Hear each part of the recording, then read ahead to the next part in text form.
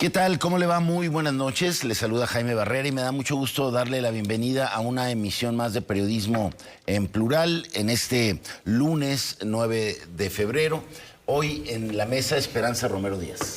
Con el gusto de saludarlos, muy buenas noches. Guillermo Velasco. Encantado de estar como cada lunes. Esperanza, muy buenas noches. Jaime, Gabriel, Iván, un gusto coincidir con ustedes. Iván Arrazola, muy buenas noches. Hola, buenas noches. Un gusto estar aquí con todos ustedes. Gabriel Torres, bienvenido. Buenas noches, Jaime.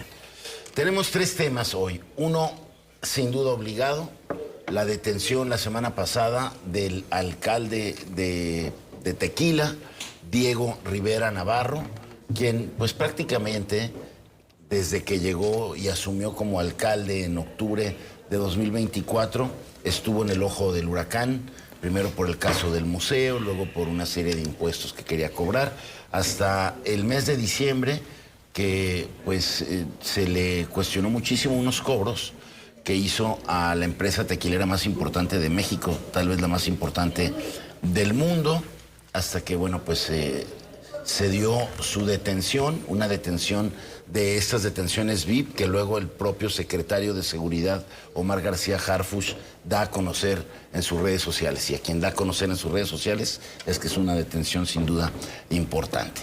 Vamos a hablar también de otro caso que marcó la semana pasada, el caso del diputado local por el Partido del Trabajo, Leonardo Almaguer, a quien le revelaron su pasado criminal. Hay que decirlo, ya había purgado una sentencia, las leyes en Jalisco no le impedían haber sido postulado ni ser diputado, pero bueno, ahí le hicieron pasar un mal rato a este funcionario y también pues se revivió esta controversia, esta polémica de si se debe o no permitir a alguien con antecedentes penales ser postulado por un partido político. Y finalmente vamos a hablar de los ecos de la conmemoración del aniversario de la promulgación de la Constitución de 1917, por lo que ahí ocurrió el discurso de la presidenta Claudia Sheinbaum y el papelón que hizo el presidente de la Suprema Corte de Justicia de la Nación, Hugo Aguilar, quien se dejó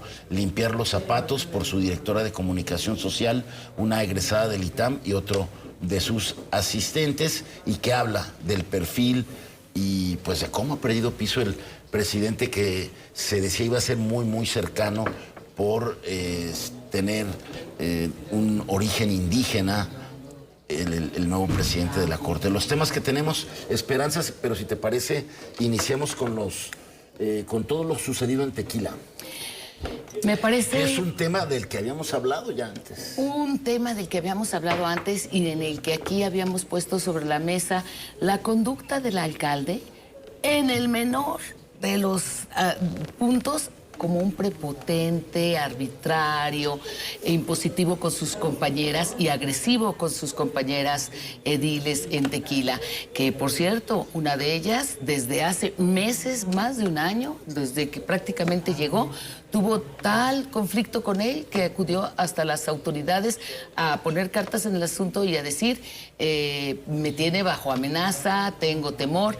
El otro compañero varón, regidor de Zapopan, donde han incluso temido actitudes de represalia de parte de él. Y aquí no hablábamos de violencia, y creo que ahorita eso es un piropo, por decirlo así, respecto a lo que está saliendo a la luz.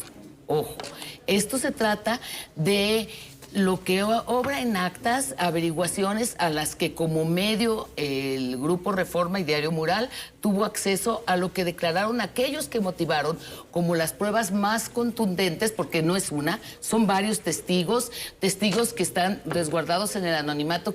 Uno de ellos, empresario, otro de ellos parece que una persona que no tiene un alto rango respecto a una estructura ni económica ni de trabajo en el ayuntamiento, pero que se dice, él se ostentaba como ayudante del patrón y se refería al patrón como al líder de un grupo criminal que domina aquí, no solo en el estado, sino en la región y de los más importantes, tristemente célebres, en el país. Se refería como el patrón y en el testimonio dice que tenía que entregar 40 millones de pesos por mes, que era la cuota. La cuota, el precio de haberlo llevado hasta donde está en la primera curul de edil, en la primera posición como edil, como presidente del Ayuntamiento de Tequila. Sin embargo, respecto a él, debo decir algo más de los testimonios que hay de aquellos que se duelen de que lo hayan detenido y que dicen, es que él iba a hacer justicia para los más pobres, porque les iba a cobrar los impuestos como corresponde a los más ricos y poderosos. Él decía eso. Pero hay que ver lo que hacen muchos en Tequila que celebran su detención, que dicen ya no podíamos trabajar, que dicen para todo había una cuota y cobraba, nos extorsionaban, llegó con licencia para venir cuánto ibas a dar tú y que quiso poner orden con tequileras grandes, con tequileras que dice estuvieron en el confort por la generación de empleos que representan y que las autoridades correspondientes en la esfera municipal y en la estatal les permitían no pagar como debe.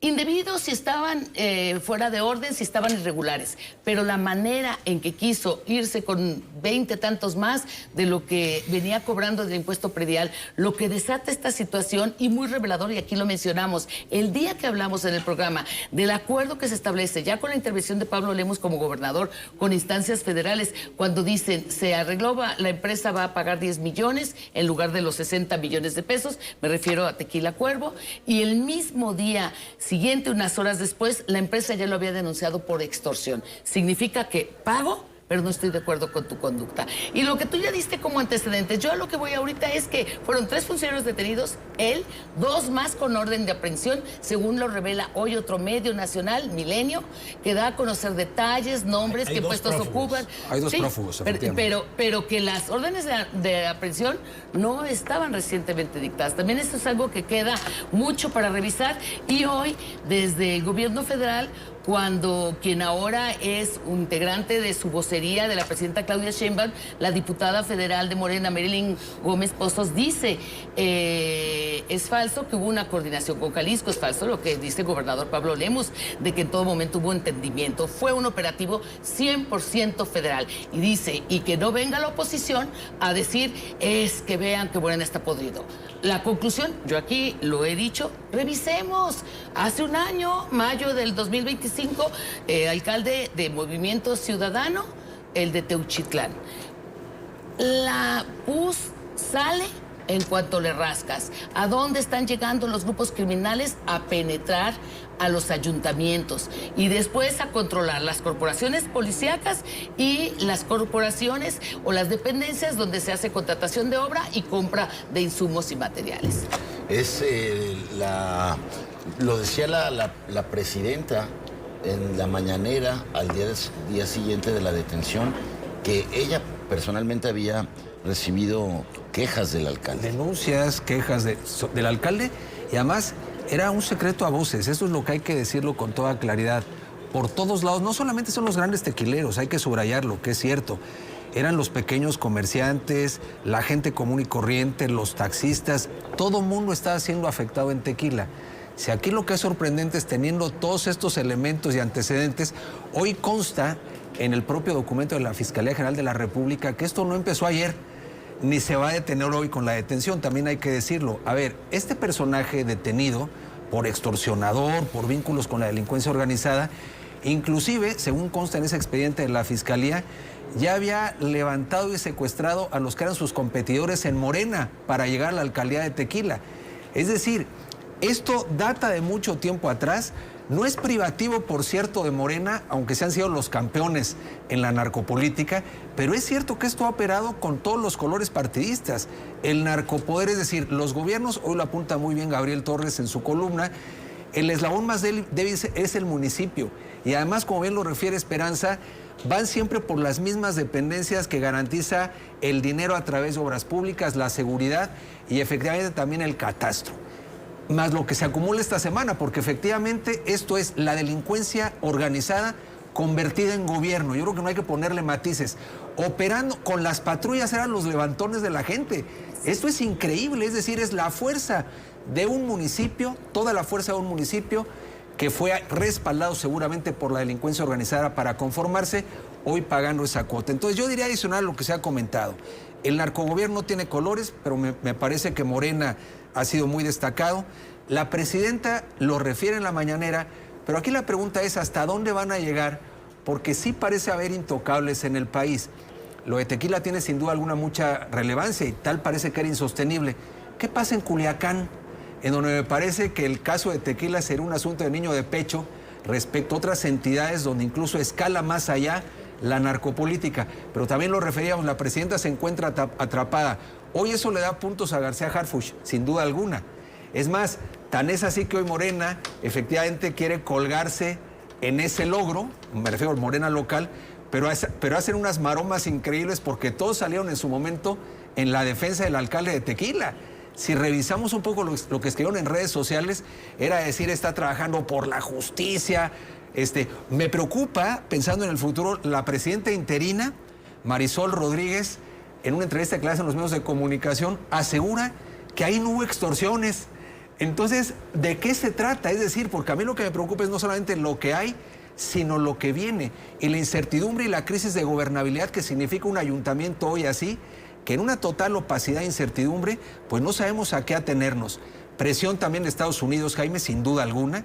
Esto no se nos puede olvidar. Es decir, conforme va apretando Trump en el tema de los aranceles, el gobierno tiene que ir concediendo, me parece más por presión que por voluntad política, pero algunos van cayendo. La pregunta es, la operación Enjambre, aquí la comentamos en su día en el Edomex, ¿hasta dónde va a escalar y con qué velocidad va a caminar? Porque efectivamente si se quedan algunos golpes, no digo que no sean relevantes, pero mediáticos que dan fuerza política, esto por cierto, a Harfuch lo catapulta políticamente de una manera brutal. Es decir, es el incondicional de la presidenta. A mí me parece que desde ahora un firme aspirante haciendo un poco de futurismo al 2030 contra la voluntad, por cierto, de López Obrador. Claro. Esto es una realidad política porque efectivamente el personaje se posiciona también de manera muy notable desde mi punto de vista. Tú también escribiste de ese tema, Gabriel. Fíjate que hay un dato que no lo refiere Esperanza, aunque sí lo hemos platicado y tampoco Guillermo lo traigo acá.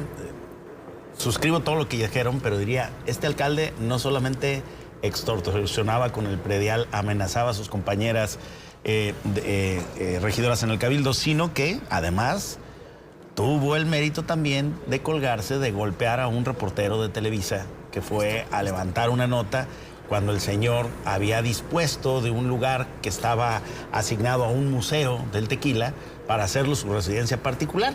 Y entonces un periodista de Televisa camarógrafo estuvo allá encarcelado. Y lo detuvieron, lo encarcelaron y tuvo que haber una gran protesta para que finalmente lo soltaran.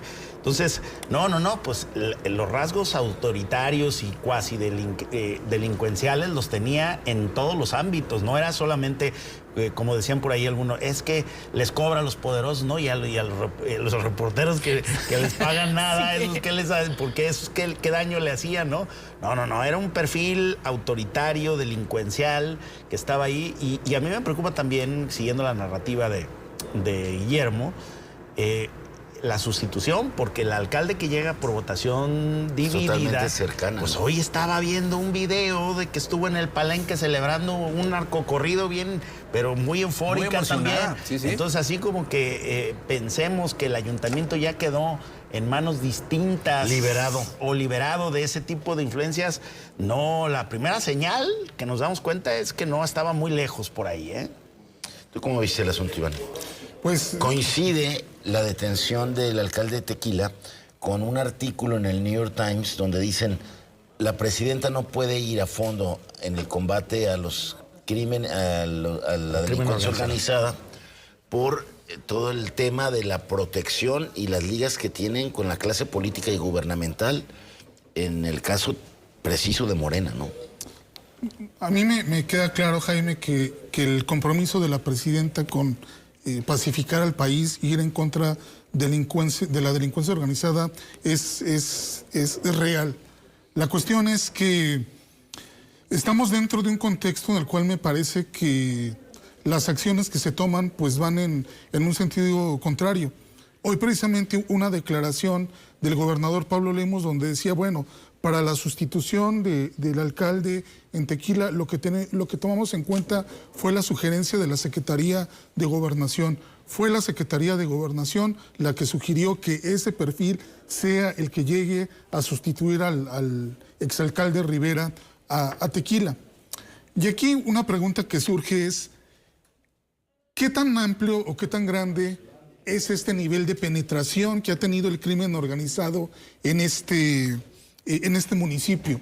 Algo a lo que se invocaban era pues este operativo Enjambre, que pues ya tiene su historia, que se aplicó, se llevó a cabo el año pasado en el Estado de México, y donde resulta que, bueno, los resultados son bastante cuestionables, porque si bien quitan a estos presidentes municipales, detienen a algunos de ellos porque extorsionaban cobrando el material que vendían para construcción y otro tipo de comercios, pues resulta que el tema de las extorsiones se mantiene. Entonces, aquí surge la pregunta, ¿qué tantas podrán ser las condiciones para que realmente pensar en lo que vimos, estas escenas del fin de semana pasado de personas saliendo a manifestarse, pidiendo paz en Tequila, estas escenas de ver a estos agentes turísticos en Tequila quemando estos chalecos guindas y diciendo por fin nos liberamos de toda esta extorsión a la que éramos sujetos? Realmente, ¿dónde está ese compromiso? ¿Dónde podemos pensar que realmente con la detención de estos personajes Tequila va a volver a la normalidad? Me parece que estamos en un escenario muy lejana a esa posibilidad, Jaime. De ahí que, respondiendo a la pregunta, me parece que un poco el tema de las instituciones es lo que no permite tener una certeza de qué va a ocurrir con Tequila en el futuro. Volviendo a ese artículo que refieres, creo que es interesante la pregunta, ¿hasta dónde va a ir la presidenta Sheinbaum? Porque efectivamente en un tema de cálculo político, estamos a la vuelta de la esquina del 27, efectivamente tocar con la operación Enjambre a algunos municipios le da puntos políticos, además que le hace un bien al país sin duda alguna. El tema es que se siguen escarbando a todos los niveles.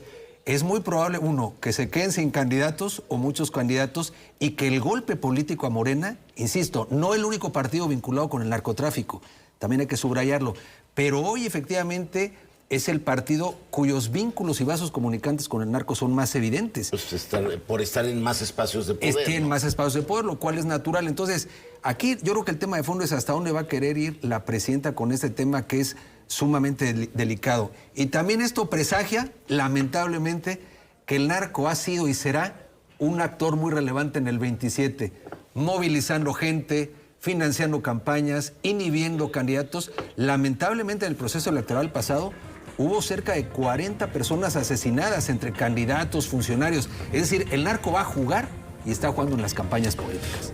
Pues así las cosas. La pregunta es ¿cuántos narcogobiernos hay? No solamente municipales, ¿hasta dónde alcanza la penetración delincuencial incluso al gobierno federal, a los gobiernos estatales? Ahí está el gran reto de este país, su detención, su combate, pues impedir la infiltración delincuencial a los gobiernos es condición indispensable para pacificar, sin duda, este país. Es momento de ir a nuestra primera pausa. Es breve, quédese con nosotros. Regresamos aquí en Periodismo en Plural.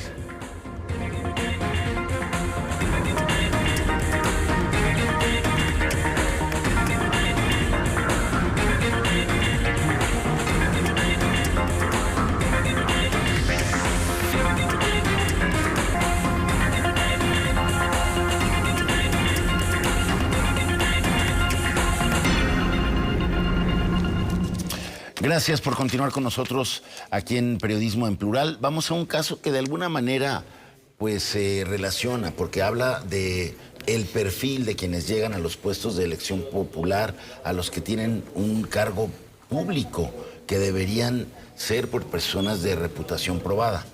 Este tema volvió con la detención, con la aparición de una detención que tuvo hace más de 20 años, el actual diputado local postulado por el Partido del Trabajo, pero apoyado por toda esta mega alianza que jugó el año pasado en las elecciones locales. Gabriel, trajo a la discusión nuevamente eso. Se tiene que hacer una contrarreforma para que alguien que ha tenido o ha cometido delitos no sea postulado, ¿o sí? Mira, Jaime, yo creo que desde una valoración moral, si salimos a la calle y le preguntamos eso a la gente, 8 de cada 10 te van a decir que sí. Pero desde una perspectiva legal, quien ya purgó una pena, sí, no tendría por qué estar impedido de ejercer derechos políticos. Sí purgó una pena, y te voy a poner ejemplos. El presidente del partido a nivel nacional de MC, que fue senador también, pues probó una pena en Veracruz, Dante Delgado. Dante Delgado. Digo, para empezar, ¿no? Estuvo Pero podría encarcelado. hablar de muchísimos más. El actual presidente de Brasil estuvo purgando una pena, la cumplió y después se postuló y fue electo presidente de su país. Bueno, Mandela, digo, perdón que te... Mandela, Pepe Mujica. Era guerrillero, o estuvo sea, sí, detenido. claro, Petro en Colombia. ¿Y A ver, Duarte en Zapopan? yo creo que no defiendo eso. Lo que sí debe haber transparencia es en decir, a ver, estos son los antecedentes de los candidatos. Yo creo que tenemos que trabajar más ahí. Pero yo creo que legalmente se podrían estar conculcando, no soy abogado, pero he consultado a abogados que dicen que legalmente eso que propone el gobernador no podría hacerse porque violenta derechos fundamentales. Alguien que purgó una pena conforme a la ley, ¿no?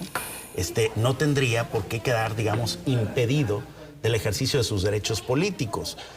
No obstante, yo creo que, por otro lado, sí le asiste la razón a la ciudadanía, al votante, al electorado, a saber, cuando menos, si tienen o no antecedentes penales.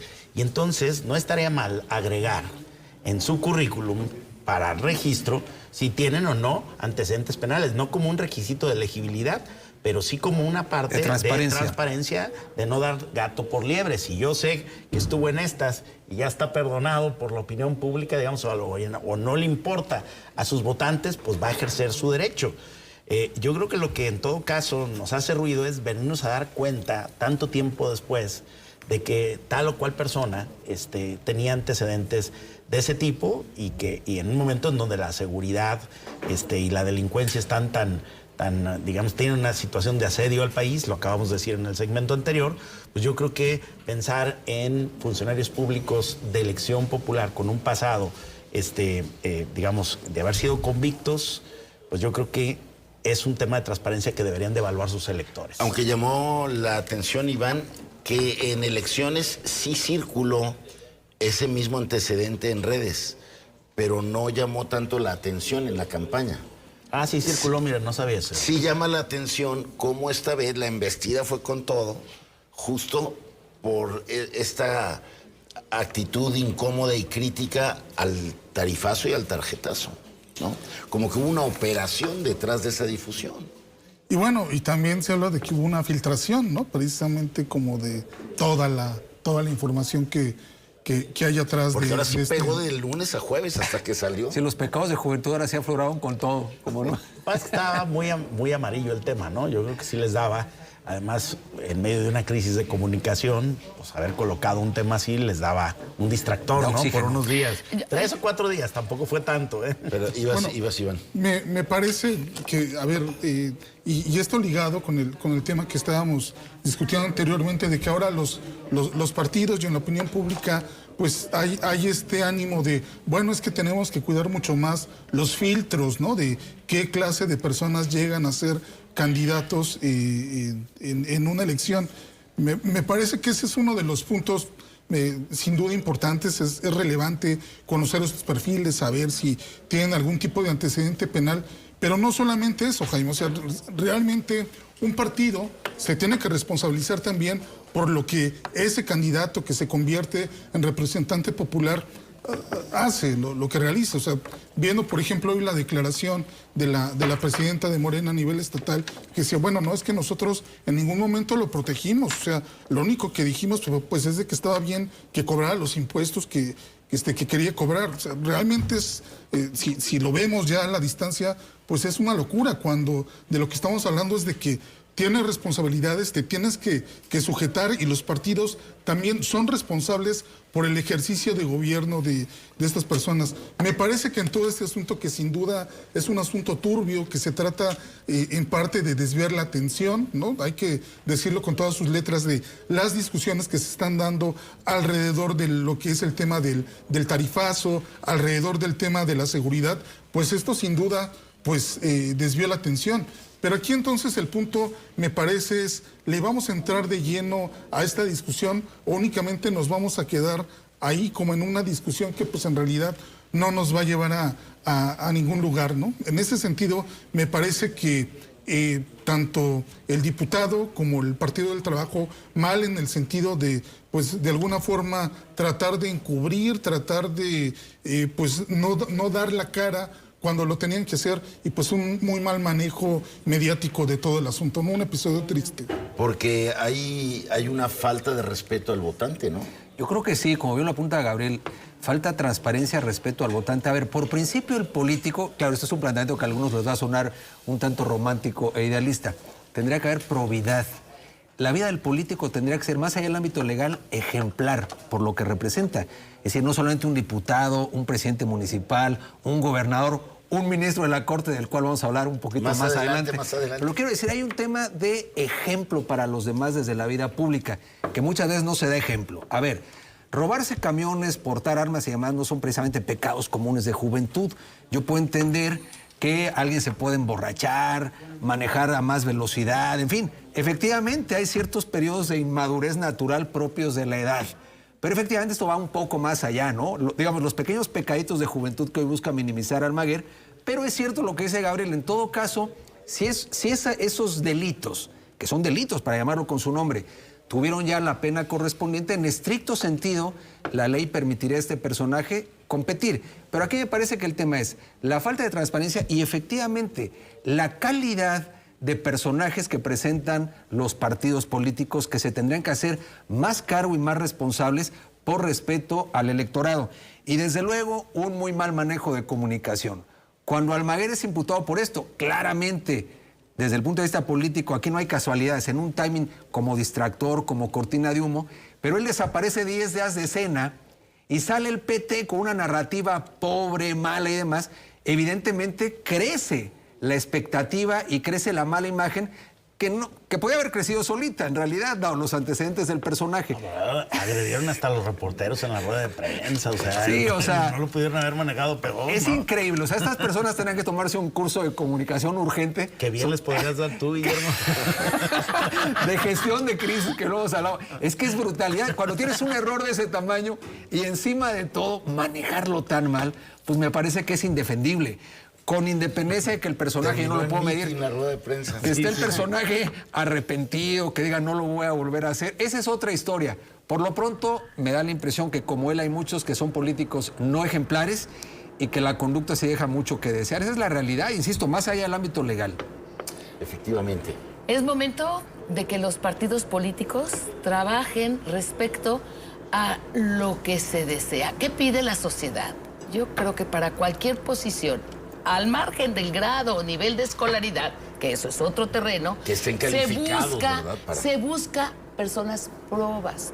Y un error de juventud, si es que se trata de un error, yo coincido en esto. Ahora sí, Guillermo, yo coincido plenamente de que un error con armas, delitos, sí, hoy me senté así, delitos como estos, que ya pagó su pena, que estuvo condenado a prisión poco más de 3 años.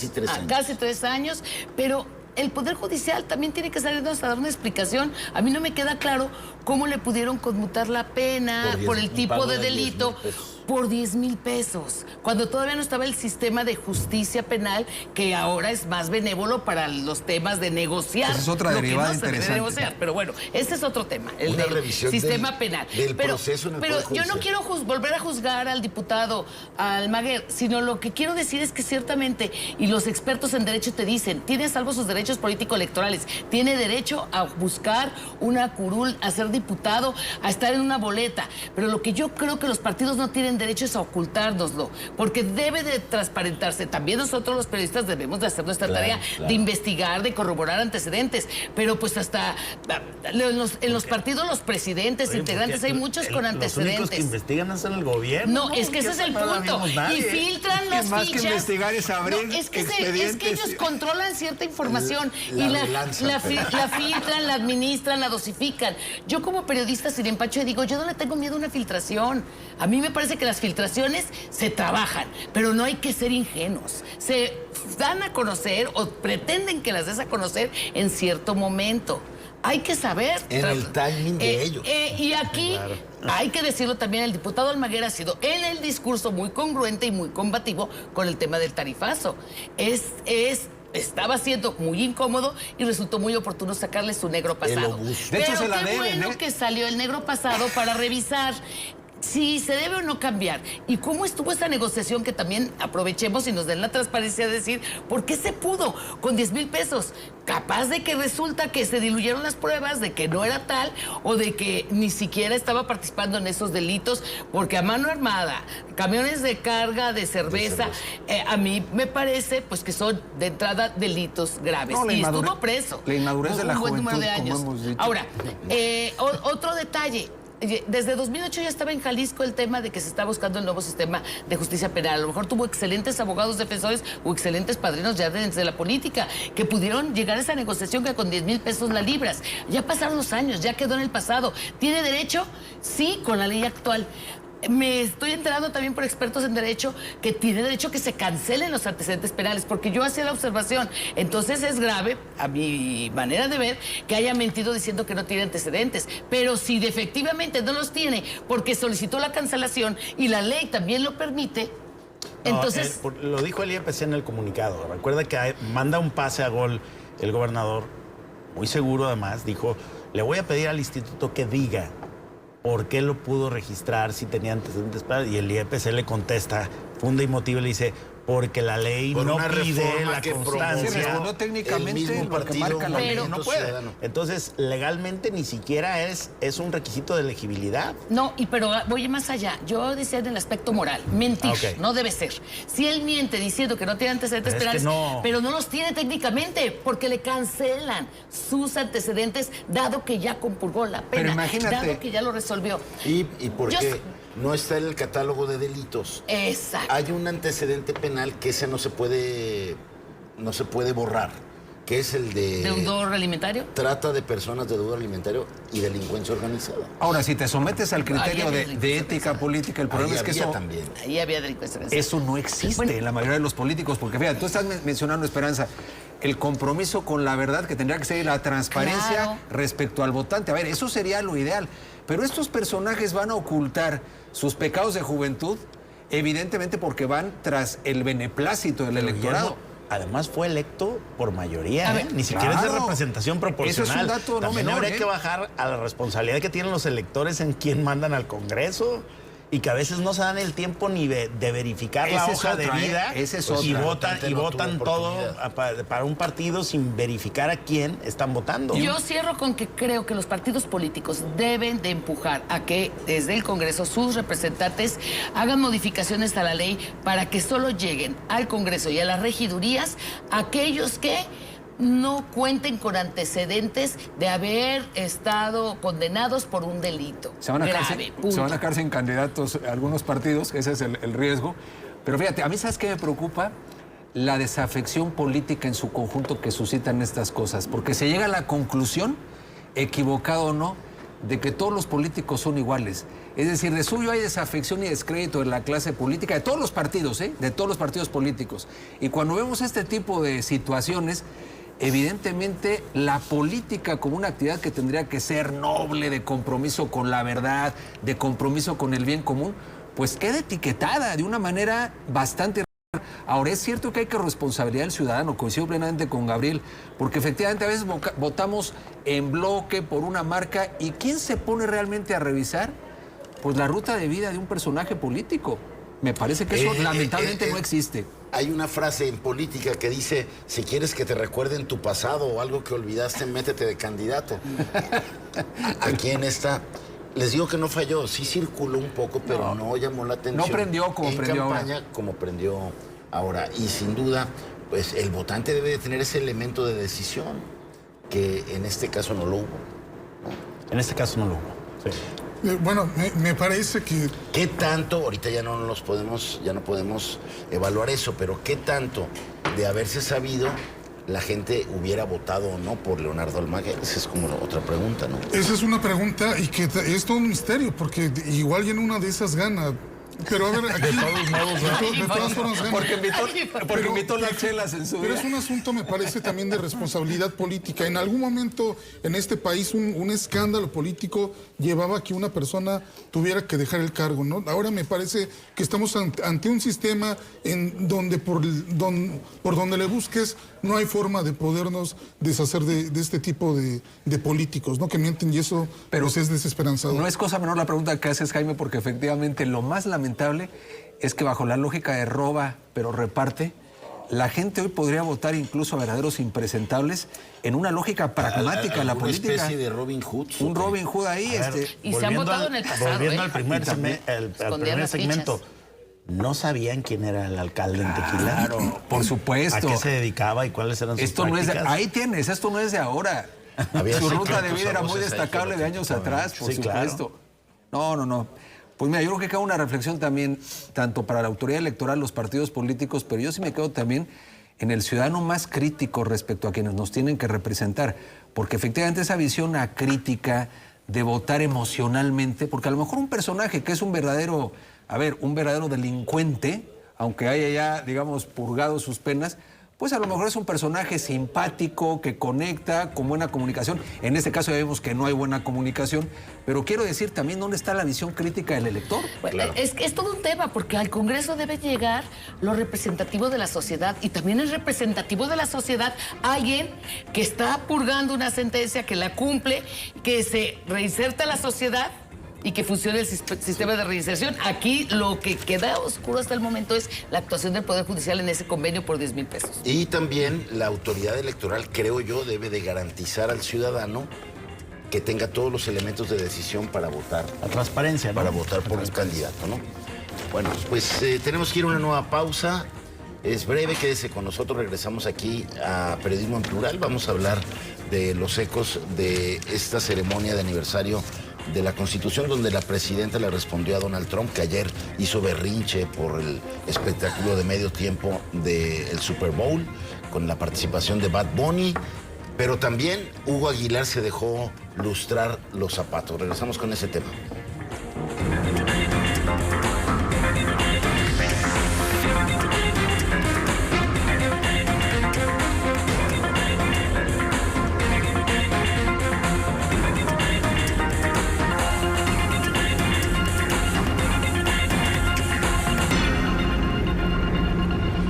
Gracias por continuar con nosotros aquí en Periodismo en Plural. Entramos a nuestro bloque de cierre. ¿Cómo viste a la presidencia? Primero el discurso de la presidenta allá desde el Teatro de la República en Querétaro. Ariel, es un discurso, en contraste con lo que ha pasado en años anteriores, un discurso de bastante altura, me atrevería a decir. Es decir, la presidenta aprovecha el foro ¿Y le responde a Trump? y le responde a Trump, y creo que lo hace razonablemente bien. Además están invitados, digamos, los diferentes poderes, cosa que no ocurrió con López Obrador, donde en el día de la Constitución no estuvo entonces ni la presidenta de la Corte. Es decir, es bueno, una... la primera vez sí, Y cuando la- no se para. la segunda vez ya no y fue. ahí nace la reforma judicial.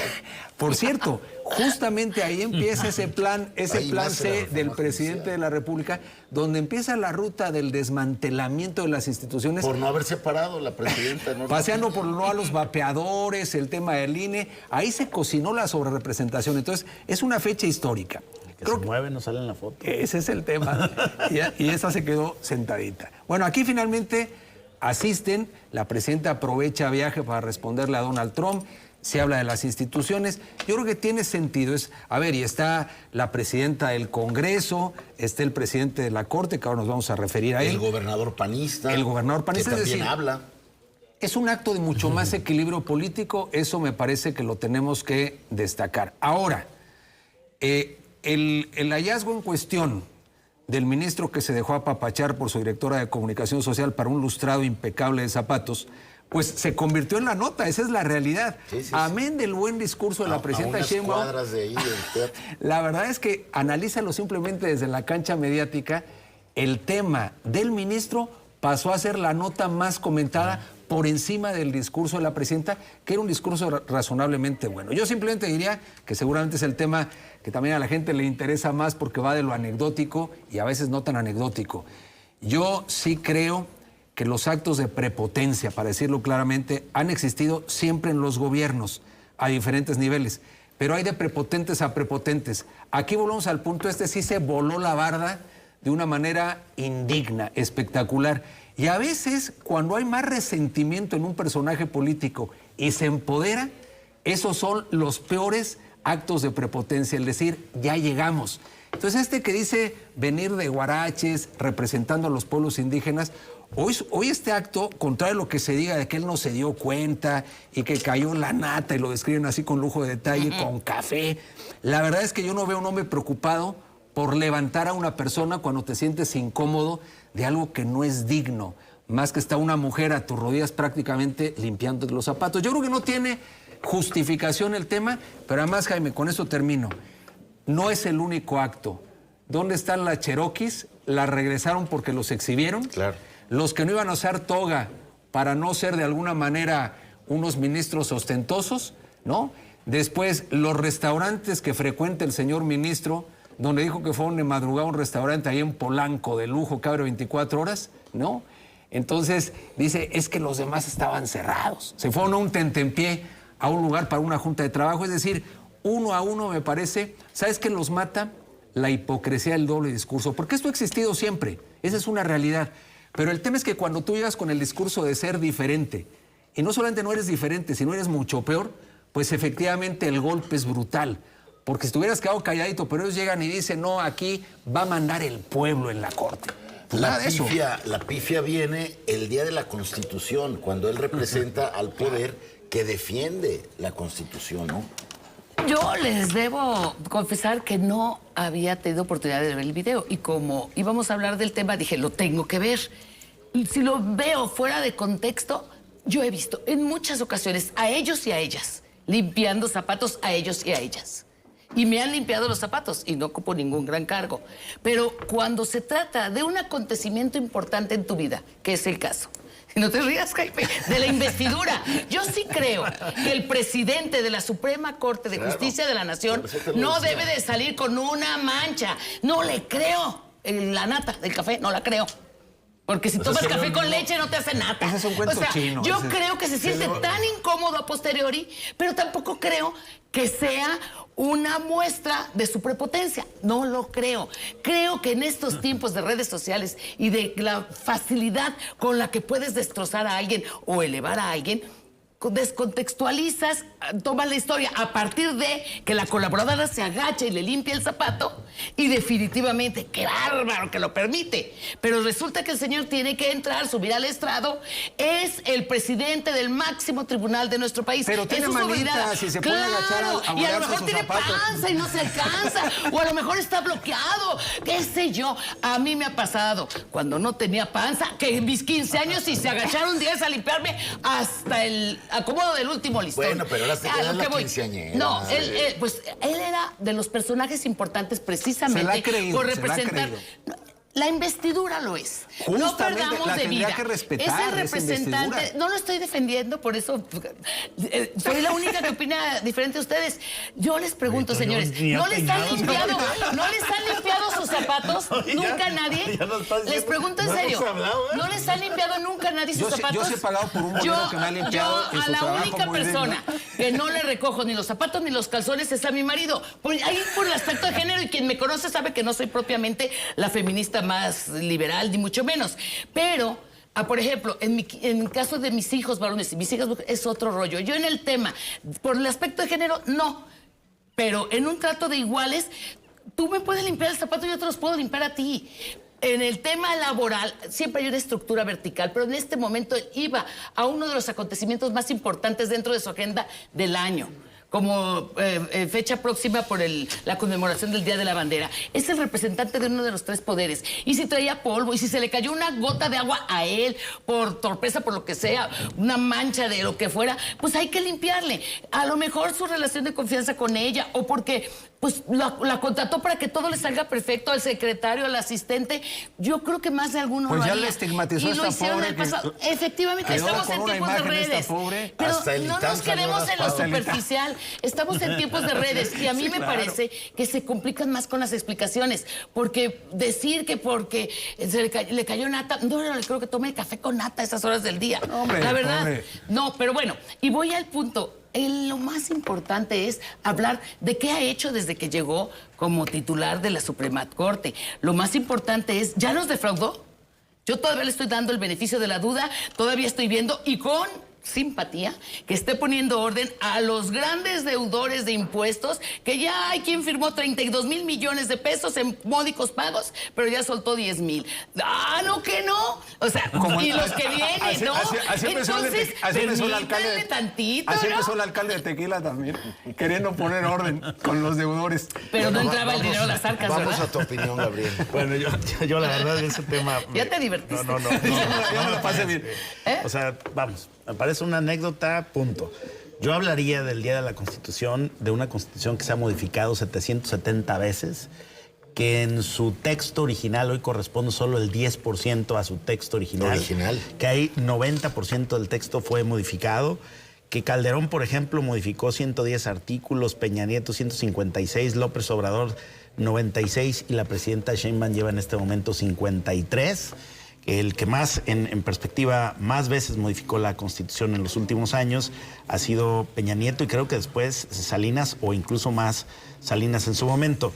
De forma que el festejo de la Constitución yo creo que también nos debe de llevar a una reflexión de si México hoy requiere una nueva Constitución y cómo podría ser el proceso a la luz de un texto normativo que en muchos artículos va hasta la cocina, que no es genérico, sino a detalle en muchos términos, que en muchos artículos tiene cosas aspiracionales y no legales, ¿no? Me acordaste de la refundación de Jalisco. Exacto. Sí. Pero yo creo que algo deberíamos reflexionar respecto a una Constitución que lleva 770 veces que ha sido modificada y que su texto en un 90% no corresponde ya con el texto original, si realmente tenemos una Constitución, digamos, congruente a las expectativas del país que deseamos en este momento.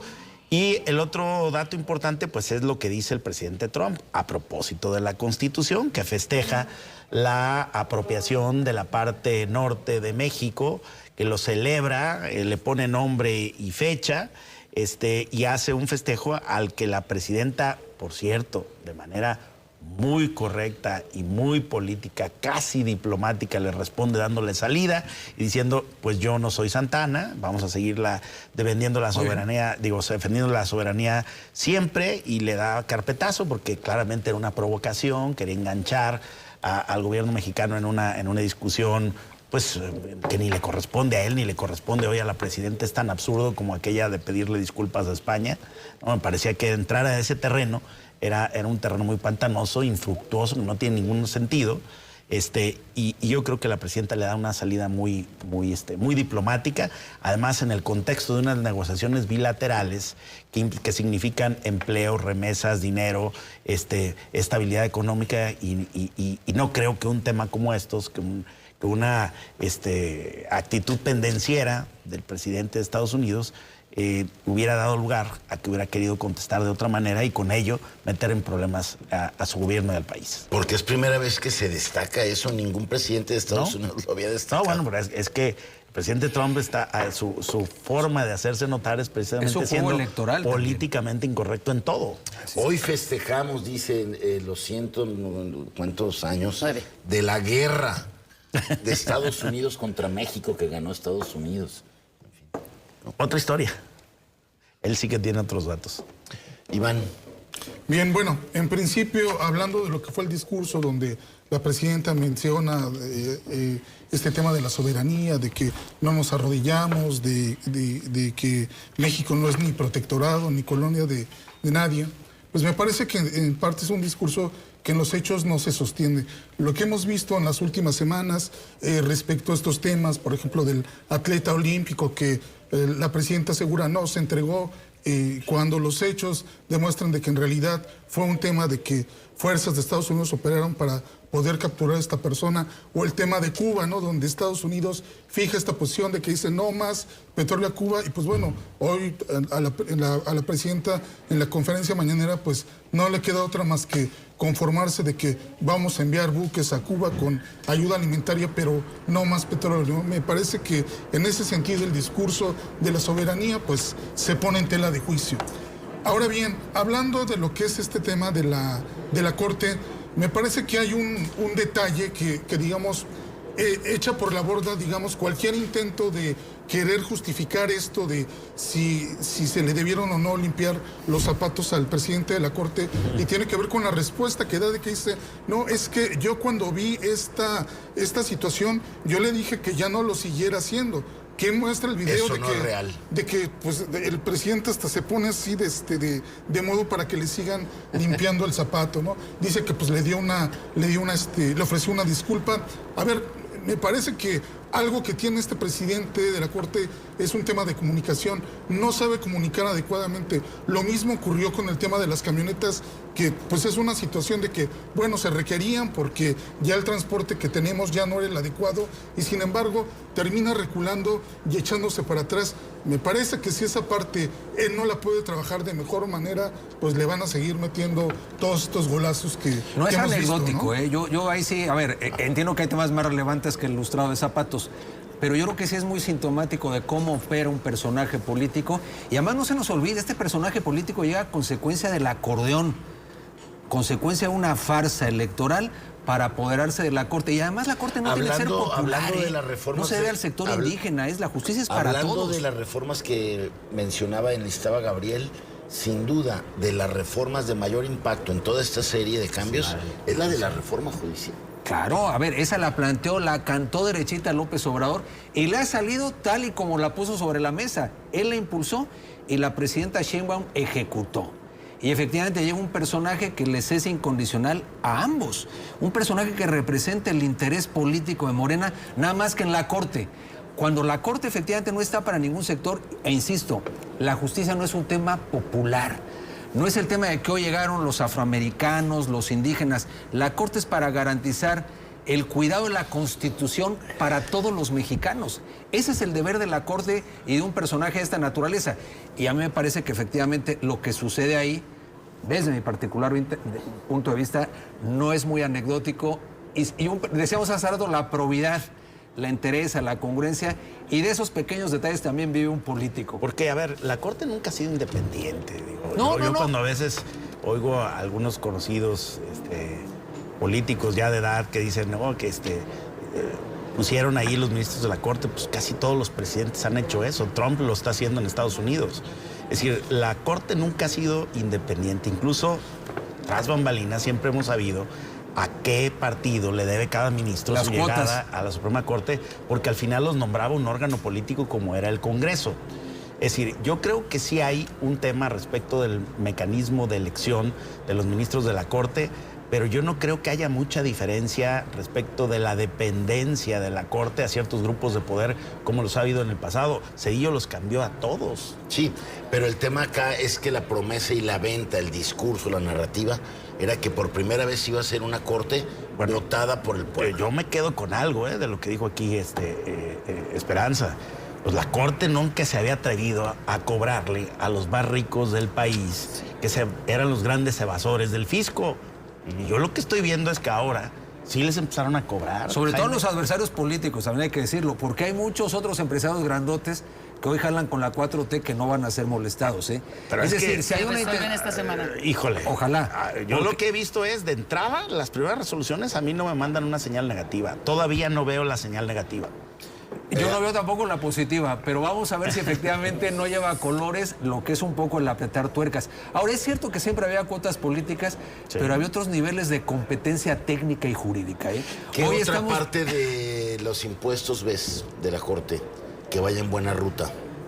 ¿Qué otros Fallos. Los fideicomisos, cancelaron todos los fideicomisos que tenían los ministros por los cuales se daban una vida que ni siquiera la Suprema Corte de Inglaterra en libras se podía dar por mes y que tenían un sueldo exacerbado violando la propia Constitución que decían que ellos defendían. Hay un Porque la recorte de Constitución privilegios, dice, aunque tienen dice algún- que nadie puede ganar más que el presidente de la República. Ellos ganaban abierta y flagrantemente más porque no era la Constitución la que los medía. Ellos decían que decía la Constitución, la interpretaban a su favor siendo juez y parte. Y yo creo que eso, por ejemplo, se canceló con la llegada de la nueva Corte. Y a mí me parece muy bien que la Corte recupere sobriedad en el sentido de decir, oye, ¿por qué tenían que estar metiéndose 600,000 pesos por mes, más fideicomisos, peluqueros, carros, ayudantes de todo tipo? Boletos para los No, espectáculos. a esos no le ilustraban los zapatos, le ilustraban completitos. ¿Pero crees que ¿eh? hoy sean sobrios, Gabriel? No lo creo, Bueno, ¿eh? pero tienen menos remuneración que antes, se ajustaron a lo que dice la Constitución y cancelaron los fideicomisos. Y ya nomás ahí, al puro arranque, vamos ganando. Ahora, es una venganza política de López Obrador contra los jueces lo que detona este tema. No hay la intencionalidad de modificar. En el fondo es interesante, es cierto, hay algunas acciones, Fue aquel de pero dijo, encontronazo yo con voy Norma Piña. sobre aquellos, ¿eh? Y pues sí, cambió el por Y juicio. la interpretación que hacía la Corte. A ver, yo lo escribí y he sido un crítico de esa manía que tenían de por la vía de la jurisprudencia legislar. Y entonces ya no era lo que decía la Constitución, sino lo que ellos decían que decía. Pues la Incluso jurisprudencia. en casos que se relacionaban con ellos mismos, actuaban como juez y parte. Terminaron no siendo un tribunal constitucional, porque si ellos alegaban que era un tribunal constitucional, si lo fueran, podrían haber declarado inconstitucional la reforma aprobada por el Congreso. ¿Por qué no lo hicieron? Porque no tienen esas facultades. Se las daban por la vía de los criterios y de interpretar y un montón de maromas para que todo en lo que respecta a ellos fuera para arriba, más dinero, más salarios, más privilegios, y en los círculos de poder de gran influencia también. Porque Pues bien. protegieron a muchísima gente para que no pagaran impuestos. Pues bien, sin duda el hecho va a marcar al ejercicio del nuevo presidente de la Corte, pero como bien se comenta aquí, habrá que ver los resultados. En el primer año evaluar número de fallos, qué rumbo le están dando a esos Sentencias. fallos, las sentencias, en fin. Se nos acabó el tiempo. Gracias, Esperanza. Gracias, muy buenas noches. Gracias. Muchas Iván. gracias, buenas noches. Gracias, Iván. Gracias, Sam. Gracias, Gabriel. Buenas noches. Pero sobre todo gracias a ustedes por habernos acompañado, que tengan una excelente semana y les esperamos aquí nuevamente el próximo lunes en Periodismo en Plural. Pásela muy bien.